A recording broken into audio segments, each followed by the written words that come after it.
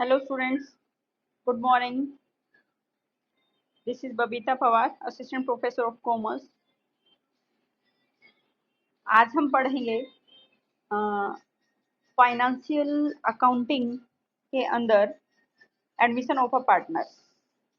ठीक है कि जैसे हम पढ़ रहे थे अकाउंट्स ऑफ पार्टनरशिप, उसमें हमारा एक टॉपिक आता है कि जब कोई नया पार्टनर बिजनेस में एंट्री करता है, इट मीन्स एडमिशन होता है किसी नए पार्टनर का, तो अकाउंटिंग ट्रीटमेंट किस टाइप से किया जाएगा। ठीक है, तो सबसे पहले हम ये देखें कि नए साझेदार की आवश्यकता ही क्यों पड़ती है। ठीक है, उसके बाद हम देखेंगे कि क्या क्या ट्रीटमेंट करना होता है या क्या क्या प्रोसेस होता है। ठीक है, तो सबसे पहला पॉइंट आता है कि कई बार बिजनेस के अंदर किसी नए पार्टनर की आवश्यकता हो जाती है। तो सबसे पहले हम ये देखेंगे कि किन कारणों से हमें नए पार्टनर्स की आवश्यकता पड़ती है। ठीक है, तो सबसे पहले हमारा जो पॉइंट होता है वो होता है कैपिटल। ठीक है, जिसकी वजह से कोई नया पार्टनर बिजनेस में एंट्री करता है या किसी नए पार्टनर को हम अपने पार्टनरशिप के अंदर एंट्री देते हैं। ठीक है, तो कहने का मतलब है कि मान लीजिएगा कई बार ऐसा होता है कि दो पार्टनर हैं, ए और बी, उनके पास सफिशिएंट कैपिटल नहीं होती अपने बिजनेस को रन करने के लिए, तो वो किसी ऐसे पर्सन को अपना पार्टनर बनाते हैं जो बिजनेस के अंदर कैपिटल लगा सके।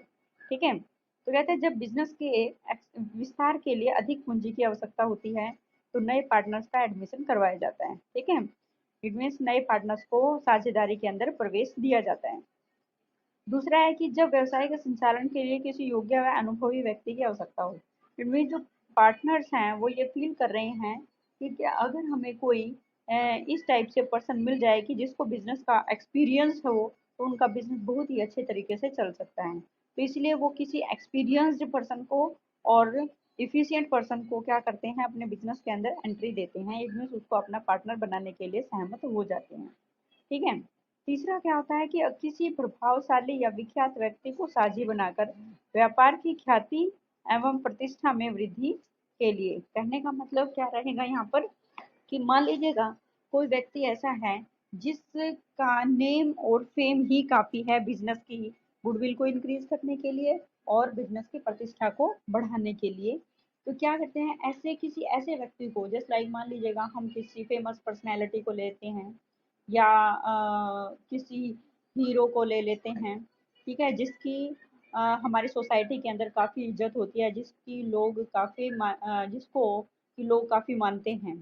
ठीक है, तो उस व्यक्ति को अगर हम अपने पार्टनर के अंदर एंड प्रवेश करा लेते, अपने बिजनेस के अंदर प्रवेश करा लेते, मीन्स अपनी पार्टनरशिप में उसको प्रवेश करा लेते हैं। ठीक है, तो उससे क्या होगा कि हमारे जो व्यवसाय है, बिजनेस है, उसकी ख्याति बढ़ेगी।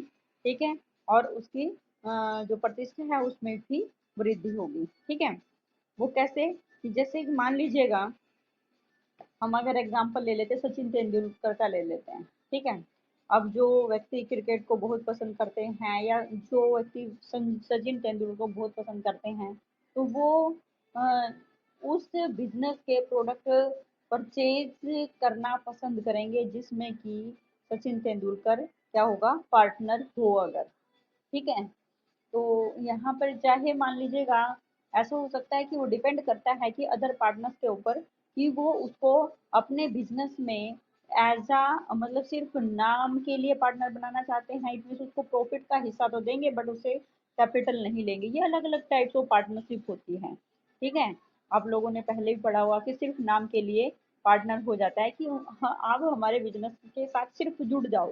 ठीक है, मतलब अदर पार्टनर से डिसाइड कर लेते हैं कि आप हमारे बिजनेस के अंदर सिर्फ और सिर्फ जुड़ जाओ, हम आपको अपने बिजनेस के प्रॉफिट का हिस्सा तो देंगे जरूर। ठीक है, इसमें सिर्फ वो क्या हो जाएगा, लाभों के लिए पार्टनर हो सकता है।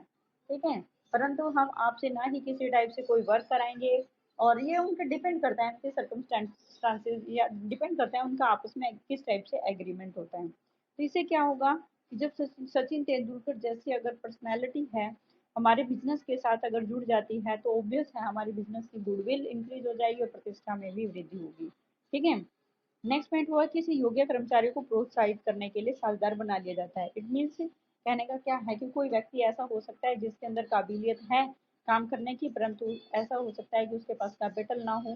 ठीक है, तो उसको मोटिवेट करने के लिए अदर पार्टनर्स अपने साथ पार्टनर बना लेते हैं। ठीक है, तो ये कुछ पॉइंट्स हैं जिनकी वजह से एक नए व्यक्ति को अपने साझेदारी के अंदर प्रवेश दिया जाता है। ठीक है, पार्टनरशिप के अंदर नेक्स्ट पॉइंट क्या है कि जिस टाइम हमारी पार्टनरशिप के अंदर कुछ भी चेंज होता है, ठीक है, अगर हमारी पार्टनरशिप के अंदर कुछ भी चेंजेस होते हैं तो इसका मतलब ये होगा कि पुरानी पार्टनरशिप तो खत्म हो जाएगी और नई पार्टनरशिप स्टार्ट हो जाएगी। इसका मतलब, या फिर हम इस टाइप से कह सकते हैं कि जो पुराना हमने पार्टनरशिप डीड बनाया था वो खत्म हो जाएगा, ऑटोमेटिक खत्म हो जाएगा और नया पार्टनरशिप डीड स्टार्ट हो जाएगा। ठीक है, तो ये सब क्या है कि नए साझेदार, इसको मतलब कहने का क्या है कि अगर व्यक्ति पुराने मतलब पार्टनरशिप के अंदर किसी भी टाइप का चेंज करता है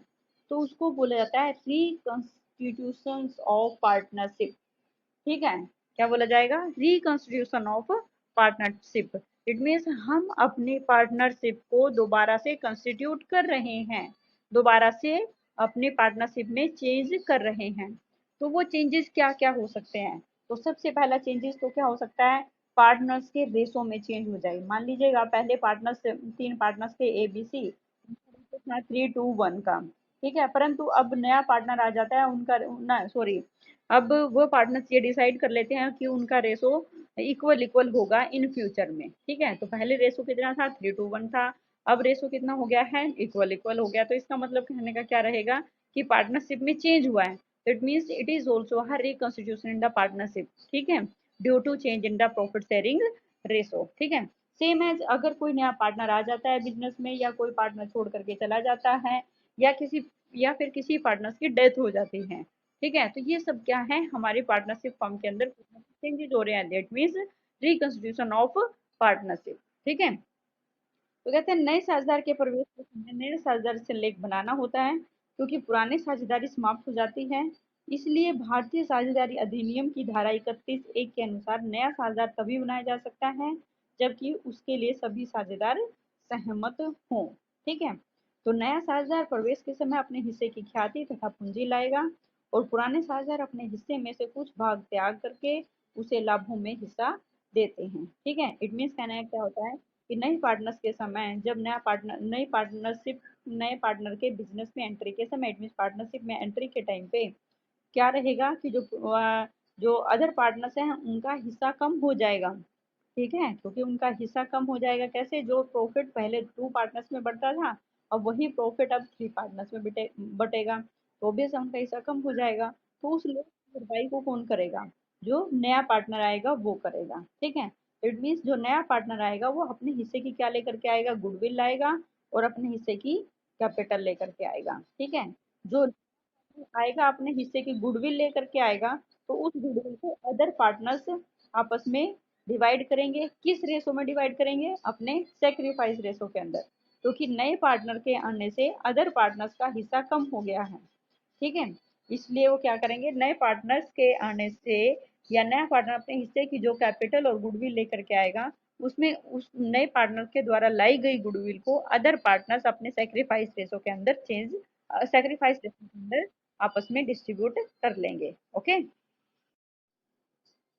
तो इट मीन्स अब हमें ये देखना है कि नए पार्टनर के प्रवेश के समय कौन कौन सी एडजस्टमेंट की जरूरत पड़ेगी। ठीक है, तो उनमें सबसे पहला पॉइंट क्या रहेगा, new profit sharing ratio. It means जो प्रॉफिट्स पहले 2 पार्टनर्स में बढ़ते थे, अब प्रॉफिट्स कितने पार्टनर्स में बटेंगे, 3 पार्टनर्स में बटेंगे, क्योंकि एक नया जो पार्टनर है बिजनेस के अंदर हमारी पार्टनरशिप में एंट्री कर गया है। ठीक है, तो हमें न्यू रेशो कैलकुलेट करना पड़ेगा। इट मीन्स फ्यूचर में हमारा न्यू प्रॉफिट शेयरिंग रेशो क्या रहेगा। ठीक है, दूसरा क्या रहेगा, ख्याति का मूल्य ज्ञात करना और ख्याति की प्रविष्टियां करना। इट मीन जिस टाइम पे कोई भी नया पार्टनर हमारे बिजनेस के अंदर एंट्री होता है, हमेशा ध्यान रखना है कि अगर कोई भी रिकॉन्स्टिट्यूशन अगर हमारी पार्टनरशिप में होता है, ठीक है, तो हमें गुडविल का कैलकुलेशन करना पड़ेगा।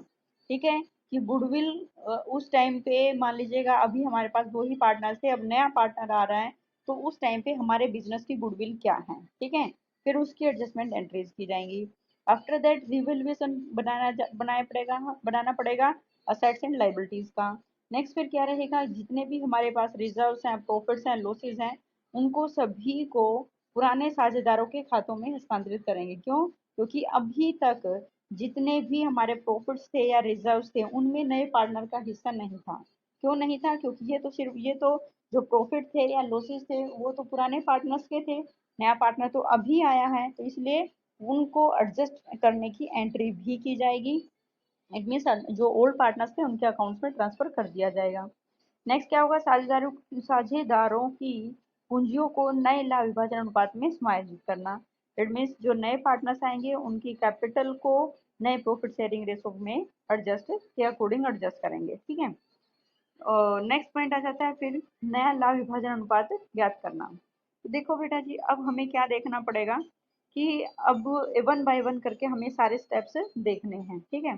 तो सबसे पहला पॉइंट क्या है कि न्यू प्रॉफिट शेयरिंग रेशो हम कैलकुलेट करेंगे। अब इसको कैलकुलेट करने के लिए हमारे पास डिफरेंट डिफरेंट मेथड्स हैं। ठीक है। तो हमने सबसे पहली बात क्या है कि रट्टा नहीं लगाना है, हमें समझना है बात को। मतलब वो एक्चुअल में कहा क्या गया है कि जब नया पार्टनर आएगा वो अपना हिस्सा कैसे लेगा। इट मीन्स उसको जो प्रॉफिट शेयरिंग रेशो दिया जाएगा वो उसकी कैलकुलेशन कैसे की जाएगी। ठीक है। तो इनमें सबसे पहला जो पॉइंट आता है, नए साझेदार के प्रवेश के समय लाभ हानि के विभाजन के संबंध में अलग अलग समस्याएं हैं। सबसे पहला पॉइंट क्या होगा?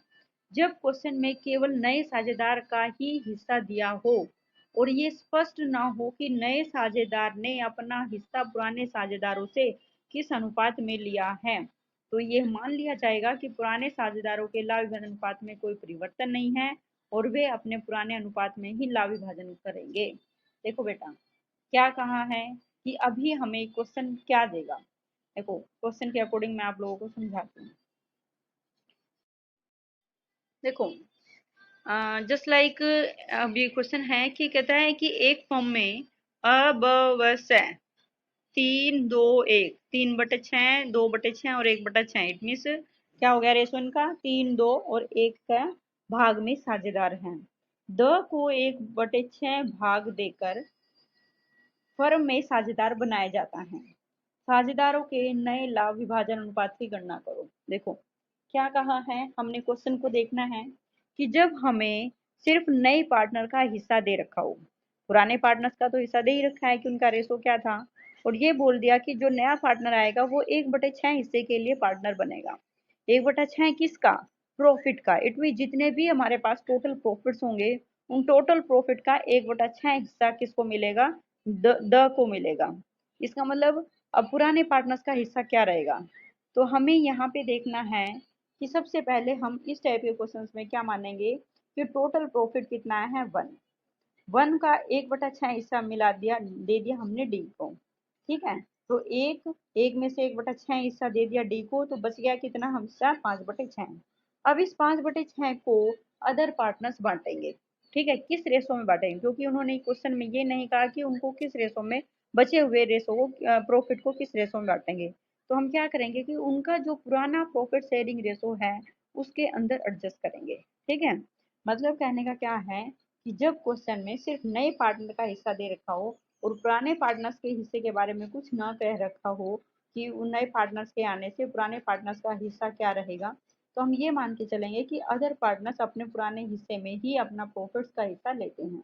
तो हमें ये देखना होगा कि टोटल प्रॉफिट कितने हैं, उसमें से नए पार्टनर का शेयर घटा दो, जो रिमेनिंग प्रॉफिट रहेगा इट मीन्स नया रिमेनिंग इट मीन्स शेष जो हिस्सा रहेगा उसको पुराने पार्टनर्स के रेशो में बांट देंगे। ठीक है। अब जैसे डी का 1/6 घटाने के बाद बच गया है 5/6। अब इस 5/6 को वो किस रेशो में बांटेंगे? 5/6 का 3/6 हिस्सा ए को मिलेगा क्योंकि उनका पुराना हिस्सा कितना है? 3/6। 5/6 का 2/6 किसको मिलेगा? बी को। और 5/6 का 1/6 हिस्सा किसको मिलेगा? सी को। ठीक है। तो देखो ए का भाग कितना हो गया? 5/6 का 3/6 इट मीन पुराना हिस्सा था तो ये हो गया 5/12। ऐसे बी का 5/6 का कितना? 2/6 हिस्सा निकाल दिया तो ये होगा 5/18। और सी का 5/6 का 1/6 हिस्सा इट मीन 5/36। और डी का हो गया कितना? 1/6। ठीक है। तो अब इनका रेशो निकाल देंगे। क्लियर? अब नेक्स्ट टाइप है वो क्या कहती हैं कि कभी कभी नया साझेदार अपने हिस्से को पुराने साझेदारों से बराबर बराबर प्राप्त करता है। ठीक है, मान लीजिएगा अब जैसे नया पार्टनर आता है, हमने ये कह दिया कि उसको दिया जाएगा 1/10 हिस्सा। ठीक है, अब वो 1/10 हिस्सा किससे लेगा? पुराने पार्टनर से बराबर बराबर। अगर दो पार्टनर हैं तो आधा ए से आधा बी से। ठीक है, इट मीन से 1/2 ए से और 1/2 बी से। 1/10 का 1/2 हिस्सा ए से, 1/10 का 1/2 हिस्सा बी से, क्योंकि आधा आधा हिस्सा हो गया। अगर हो जाते हैं पुराने पार्टनर्स 3, ठीक है, तो तीनों से लेगा बराबर बराबर। इट मीन्स 1/3, 1/3, 1/3, 1/10 का 1/3 ए से, 1/10 का 1/3 बी से, 1/10 का 1/3 सी से। ठीक है, तो फिर अब तीनों पार्टनर से उसने अपना हिस्सा लिया, तो तीनों पार्टनर का हिस्सा क्या हो गया? कम हो गया। तो क्या रहेगा इसमें कि तीनों पार्टनर्स का हिस्सा कितना कितना कम रहा। तो फिर हम जितना जितना आया है 1/10 का 1/3 में से 1/30, तो 1/30 30 हिस्सा तीनों पार्टनर्स के, पुराने जो पार्टनर्स थे उनके हिस्से में से हम क्या कर देंगे? बता देंगे। ठीक है, अब देखो क्वेश्चन, और उसका जो नया पार्टनर आएगा उसको दे देंगे। ठीक है, तो देखिए क्वेश्चन क्या कहता है। रामू श्यामू क्रमशः 7/12 और 5/12 भाग के साझेदार हैं। गोपी को 1/6 भाग देकर फर्म में साझेदार बनाया गया। ठीक है, गोपी अपने हिस्से को, अपना हिस्सा कितना है गोपी का? 1/6, अपने हिस्से को रामू और श्यामू से बराबर बराबर प्राप्त करेगा। इट मीन्स गोपी अपने हिस्से का आधा हिस्सा इस गोपी से, सॉरी, रामू से, और आधा हिस्सा श्यामू से प्राप्त करेगा। ठीक है, तो हम ये देखेंगे कि रामू का हिस्सा है, गोपी का हिस्सा कितना है? 1/6। ठीक है, गोपी रामू से प्राप्त करेगा कितना? 1/6 का आधा, इट मीन्स 1/2। तो हमेशा यहाँ ध्यान रखना है बेटा जी, जो का वर्ड लगाते हैं इसका मतलब होता है गुना। ठीक है, तो 1/6 गुना 1/12, तो इन दोनों की गुणा कर देंगे तो ये हो जाएगा 1/6 गुना में 1/2 इज इक्वल टू 1/12। ऐसे ही श्यामू से प्राप्त करेगा, अब श्यामू का हिस्सा भी 1/12 हो जाएगा। फिर नया प्रॉफिट शेयरिंग रेशो क्या होगा? रामू का पहले हिस्सा कितना था हमने देखना है। रामू का हिस्सा था पहले 7/12, 7/12 में से उसने 1/12 हिस्सा दे दिया गोपी को, तो रामू का हिस्सा कम हो गया, तो 7/12 माइनस 1/12। ठीक है, ऐसे ही श्यामू का हो जाएगा 5/12 माइनस 1/12, इसमें 4/12। गोपी का हिस्सा उन दोनों का जितना जितना उन दोनों से लिया, आधा 1/12 उससे लिया, 1/12 उससे लिया, दोनों को जोड़ देंगे तो 1/6 आ ही जाएगा। ठीक है, फिर हम इन तीनों का एलसीएम निकाल देंगे। ठीक है, नेक्स्ट पॉइंट आता है कि कई बार ऐसा हो जाता है कि जो नया पार्टनर एक विशेष अनुपात में पुराने साझेदारों से अपने लाभ का हिस्सा लेता है। अभी तो जो नया पार्टनर है पुराने पार्टनर से आधा आधा ले रहा था, परंतु अब ये धीरे स्पेसिफिक रेशो के अंदर अपना हिस्सा लेता है। तो इट मीन्स वही है कि हम ये देखें कि वो रेशो क्या दे रखा है, फिर उस रेशो के अकॉर्डिंग ए से कितना लेता है और बी से कितना लेता है। ठीक है, फिर दोनों ए और बी के अकाउंट में से घटा देंगे और सी का हिस्सा आ जाएगा। ठीक है, तो देखिए एक फॉर्म में राम और श्याम दो साझेदार हैं जो 7 और 5 के लाभ में लाभ हानि का विभाजन करते हैं। मोहन को 1/6 का साझेदार बनाया गया, जिसमें उसने 1/24 भाग राम से, 1/8 भाग श्याम से लिया। ठीक है, देखो इन्होंने कैलकुलेट करके ही दे दिया ऑलरेडी। तो 1/24 हिस्सा किससे लिया? राम से, और 1/8 हिस्सा किससे लिया? श्याम से। तो हम क्या करेंगे, राम का हिस्सा कितना है पहले? 7/12, 7/12 में से 1/24 घटा देंगे, फिर श्याम का कितना है? 5/12, उसमें से 1/8 हिस्सा घटा देंगे। ठीक है, तो बच गया कितना? राम का हिस्सा बच जाता है 7/12 माइनस 1/24 करके, ये बच गया 13/24, और श्याम का हिस्सा 5/12 माइनस 1/8 कर दिया तो ये बच गया 7/24। और मोहन का हिस्सा क्वेश्चन में दे ही रखा है, नहीं दे रखा होगा तो जितना जितना अदर पार्टनर से लिया, 1/24 राम से लिया और 1/8 श्याम से लिया, तो इन दोनों को जोड़ोगे तो ये हमारा 1/6 आ जाएगा। ठीक है, इट मीन्स 4/24 आ जाएगा। ठीक है, और फिर इन तीनों का रेशो निकाल देंगे, 13/24, 7/24 और 4/24, तो 13 और रेशो 7 रेशो 4। ठीक है, नेक्स्ट आ जाता है, कभी कई बार ऐसा होता है कि पुराने साझेदार अपने हिस्से का एक निश्चित भाग नए साझेदार को देते हैं। अब यहाँ पे नए पुराने साझेदार अपने हिस्से में से देंगे, तो पुराने साझेदार अपने हिस्से में से देंगे तो इट मीन्स उनके हिस्से का कितना परसेंट दिया जाता है ये कैलकुलेट करेंगे हम। ठीक है, फिर जितना जितना दोनों पार्टनर्स देंगे उन दोनों को जोड़ देंगे तो वो नए पार्टनर्स का आ जाएगा। ठीक है, देखो A, B are partners in a firm sharing profit and loss in the ratio of 3:2. A new partner C is admitted. A surrender, surrender means होता है बेटा जी त्याग करना। ठीक है, कि A त्याग करता है कितना 1/5 शेयर ऑफ हिज शेयर।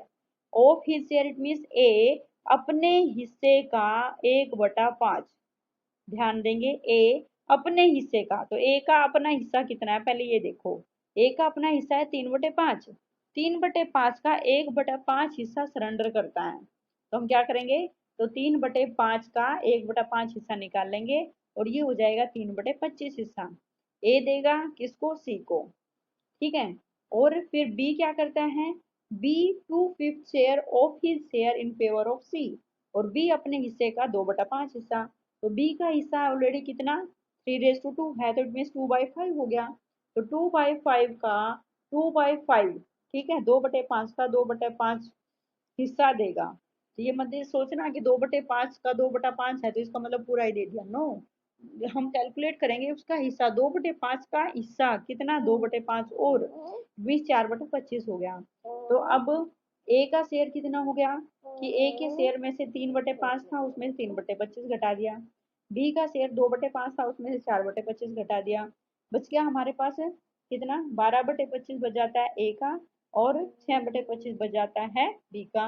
और तो सी का शेयर कितना होगा, इन दोनों ने जितना जितना दिया उसको जोड़ दो, 12/25 प्लस 6/25। ठीक है, तो कितना हो जाएगा, फिर आप उन दोनों को मतलब ए ने कितना दिया, सॉरी सॉरी सॉरी सॉरी मैंने गलत बता दिया, ए ने कितना दिया बी ने कितना दिया। ए ने दिया है 3/25 और बी ने दिया है 4/25, तो इन दोनों को जोड़ो 3/25 प्लस 4/25 टोटल हो गया 7/25। तो अब इन तीनों का ए बी और सी का तीनों का रेशो निकाल दो। ए का हिस्सा बचा हुआ है 12/25, बी का हिस्सा बचा हुआ है 6/25 और सी का हिस्सा बचा हुआ है 7/25। क्लियर। नेक्स्ट आता है सेक्रीफाइस रेशो। ठीक है, सेक्रीफाइस का मतलब है बेटा जी जितना भी पार्टनर्स अदर पार्टनर्स मीन्स पुराने पार्टनर्स नए पार्टनर्स के आने से अपने हिस्से में से त्याग करते हैं। इट मीन जैसे ही नया पार्टनर आता है तो पुराने पार्टनर्स का जितना हिस्सा कम होता है, ठीक है, तो वो क्या बोला जाएगा, सेक्रीफाइस बोला जाएगा। ठीक है, तो जब भी तो क्या रहेगा, तो जब भी फर्म में नया साझेदार प्रवेश करता है तो पुराने साझेदारों को अपने हिस्से में से कुछ भाग नए साझेदार के पक्ष में त्याग करना पड़ता है। तो जिस अनुपात में वे अपने हिस्से का त्याग करते हैं उसे त्याग अनुपात कहा जाएगा। ठीक है,